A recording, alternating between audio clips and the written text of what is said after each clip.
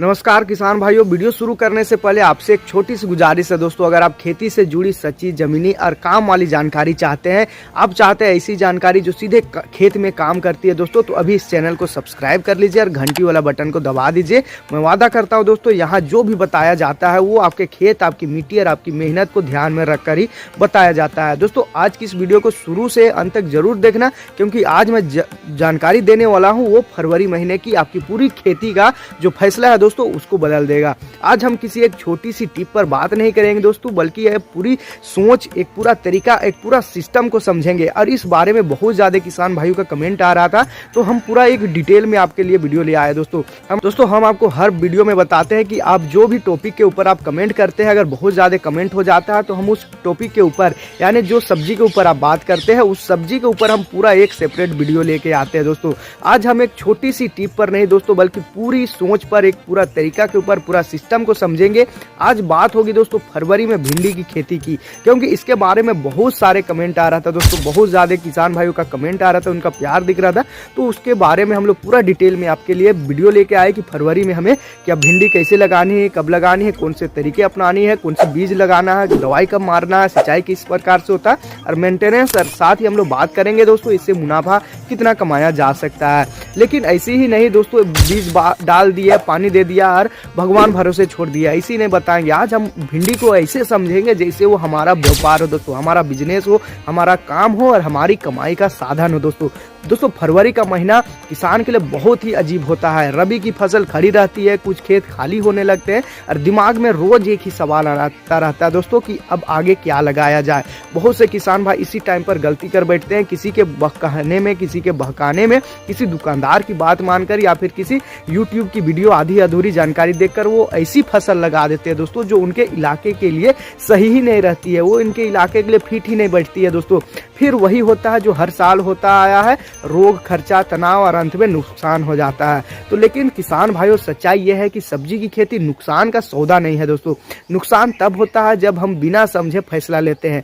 भिंडी एक ऐसी फसल है जो अगर सही समय पर, सही तरीके से और सही समझ के लगाई जाए तो बहुत ही फायदेमंद, भरोसेमंद फसल है दोस्तों। फरवरी में भिंडी इसलिए खास है क्योंकि इस समय मौसम ना तो ज्यादा ठंडा रहता है, ना तो ज्यादा गर्म रहता है, बीज का जमाव भी अच्छा होता है और पौधा मजबूत भी बनता है दोस्तों। आगे चलकर रोग से लड़ने का जो ताकत है वो खुद पैदा कर लेता है। इस टाइप का जो मौसम है वो फरवरी का महीना है। अब सबसे पहले समझते हैं दोस्तों, सबसे पहले हम लोग बात करेंगे जमीन की, क्योंकि खेती जमीन से शुरू होती है और जमीन पर ही खत्म होती है। बहुत से किसान भाई बीज, खाद और दवा पर तो बहुत ध्यान दे देते हैं, लेकिन मिट्टी को हल्के में ले लेते हैं दोस्तों। भिंडी की जड़ें जमीन के ऊपर ऊपर फैलती है। अगर मिट्टी भारी है, पानी रुकता है तो जड़ें सांस नहीं ले पाती है। फिर आप चाहे कितनी भी महंगी आप दवाई डाल लीजिए, पौधा अंदर से कमजोर ही रहेगा। इसलिए भिंडी के लिए हल्की, दोमट या बलुआई मिट्टी बहुत ही अच्छी मानी जाती है। अगर आपकी मिट्टी में पानी रुकता है तो सबसे पहले निकास का इंतजाम कीजिए, यानी पानी का निकासी का व्यवस्था आपको करना होगा। नाली बनाइए या फिर कुछ भी तरीका अपनाइए, लेकिन आपको निकासी का व्यवस्था बनाना होगा, नहीं तो आगे चलकर आपको बहुत ज्यादा दिक्कत हो जाएगा दोस्तों। खेत की तैयारी को कभी भी हल्के में नहीं लेना चाहिए। मैं हमेशा कहता हूं, आधी फसल जुताई में बन जाती है। जब आप पहली जुताई या गहरी जुताई जब करते हैं तो मिट्टी नहीं पलटती दोस्तों। आप पिछले साल की बीमारी को भी खत्म करते हैं। वो जब पलटी मारती है दोस्तों, जब हल या फिर कैजुअल या फिर रोटावेटर से जब वो तैयार होती है तो वो मिट्टी मिक्स हो जाती है, पलटी हो जाती है, तो नीचे का जो बीमारी है वो पलटी होकर के ऊपर आ जाता है और धूप लगने के वजह से, हवा लगने की वजह से दोस्तों वो बीमारी खत्म हो जाती है।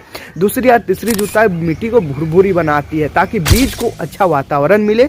अंतिम जुताई में दोस्तों सड़ी हुई गोबर की खाद डालना कोई ऑप्शन नहीं है, लेकिन ये जरूरी है दोस्तों। गोबर की खाद सिर्फ पोषण नहीं देता है, ये मिट्टी को जिंदा भी रखता है दोस्तों। इसीलिए गोबर की खाद आपको हमेशा डालना। हर वीडियो में आपको बताते हैं 2 से 3 ट्रैक्टर हर खेती के बाद, हर फसल निकाल रहे उसके बाद आपको 2 से 3 ट्रैक्टर गोबर की सड़ी हुई खाद आपको डालना है। अगर खाद नहीं मिलता है दोस्तों तो आप अपने नजदीकी का जो ये खटाल हो जाता है, जहाँ पशु रखा जाता है, पशुशाला हो जाता है, गौशाला हो जाता है, वहाँ पर वो लोग बहुत कम यूज करते हैं, वो सारा को फेंक देते हैं या फिर नाली में बहा देते हैं। तो वैसे लोगों से आप संपर्क कीजिए, उनको बताइए कि आप स्टोर करके रखिए, हम आपका पूरा गोबर खरीद लेंगे। उससे आपका फायदा होगा दोस्तों। एक तो आपको कम में मिलेगा, दूसरा आपका हर फसल के लिए गोबर की खाद मिलेगा। आप कोशिश कीजिए जो गोबर की खाद आप लेके आते हैं, ताजा गोबर की खाद लेके आते हैं, उसको आप रखिए दोस्तों, अलग खेत में, अलग कोना में या फिर कहीं पर आप रखिए उसको, और उसको सड़ाइए पहले 1 से 2 साल या फिर 6 महीने 7 महीने। जब वो सूख जाएगा पूरी तरीका से, उसका जो नमी है वो हट जाएगा, यानी कि वो भुरभुरा टाइप में बन जाएगा, चिपचिपा नहीं रहेगा, भुरभुरा बनेगा,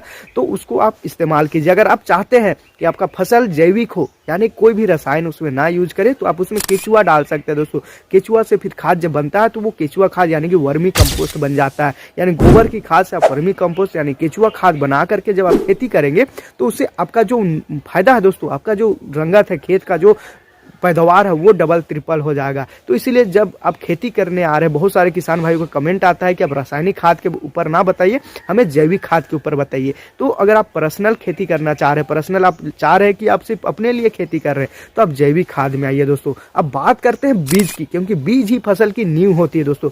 बहुत से किसान भाई सस्ता बीज लेकर के खुश हो जाते हैं कि बहुत कम दाम में मिला, लेकिन बाद में वही बीज सबसे महंगा साबित होता है। फरवरी की जो भिंडी है वो हमेशा भरोसेमंद और रोग सहन करने वाली किस्म का ही आपको चुनाव करना चाहिए। हाइब्रिड बीज भले थोड़ा महंगा जरूर होता है दोस्तों, लेकिन उनका हर पौधा पैसा वसूल कर देता है। हर पौधा से आप अच्छा खासा उसे पैसा निकाल सकते हैं दोस्तों।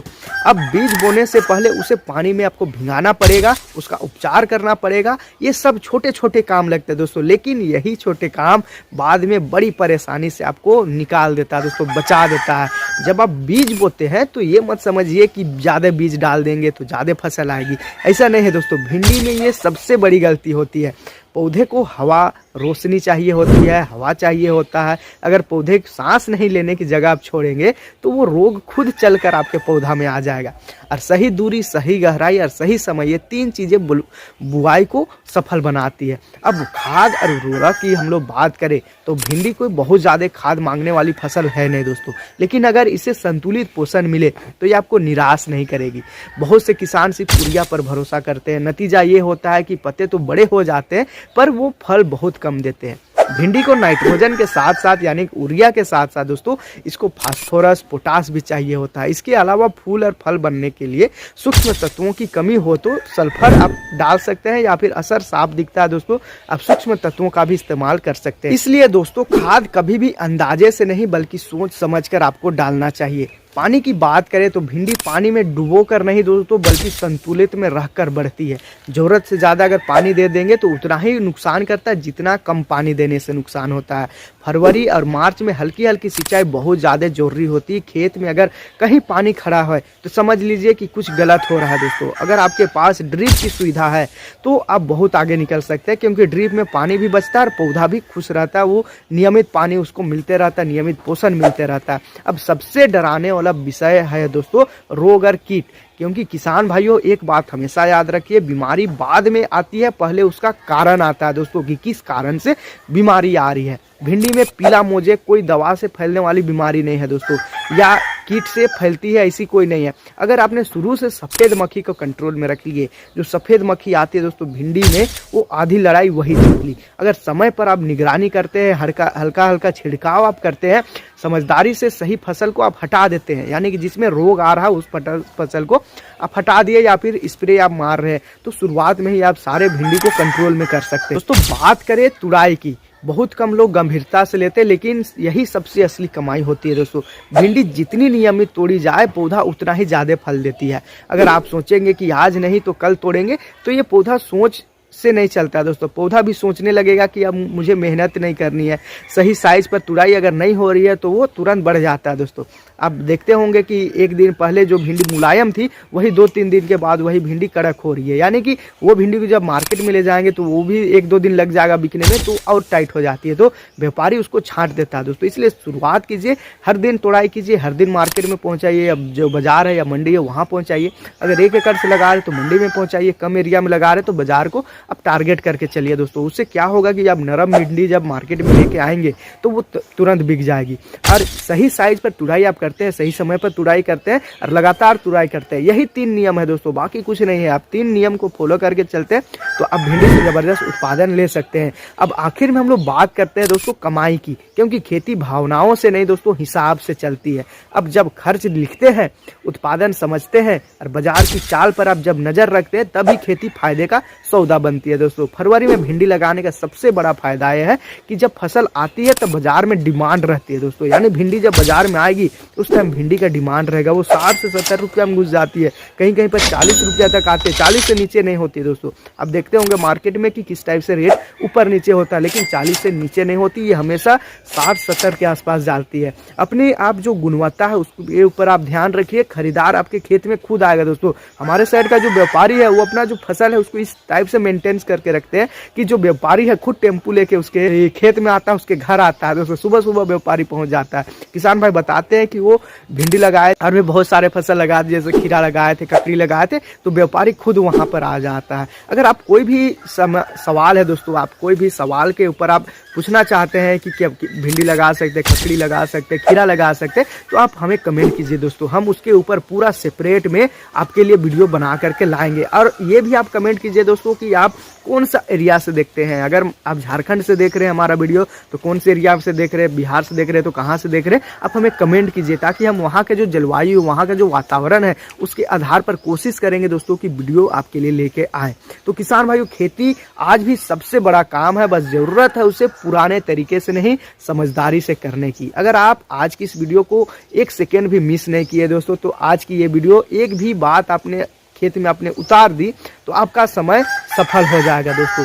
अब यहाँ तक आपने वीडियो देख लिया तो मैं आपसे एक बात कहना चाहता हूँ दोस्तों, वीडियो को लाइक जरूर कर दीजिए, चैनल में अगर आप नए हैं तो चैनल को सब्सक्राइब जरूर कर दीजिए, और कमेंट में जरूर लिखिए कि आप फरवरी में कौन सी सब्जी लगाने वाले हैं, या भिंडी को लेकर आपके मन में क्या सवाल है दोस्तों, कौन सी वैरायटी आप लगाने वाले हैं। मैं हर वो कमेंट पढ़ता हूं दोस्तों, जितना हो सके उतना जवाब देने की कोशिश करता हूं, आपका पूरा जानकारी देने की कोशिश करता हूं दोस्तों। इसी तरह की गहराई देने वाली जानकारी, खेती के जुड़ी जानकारी जानने के लिए चैनल से जुड़े रहिए, क्योंकि यहाँ बात होती है दोस्तों सिर्फ फसल की नहीं बल्कि किसान के भविष्य की दोस्तों।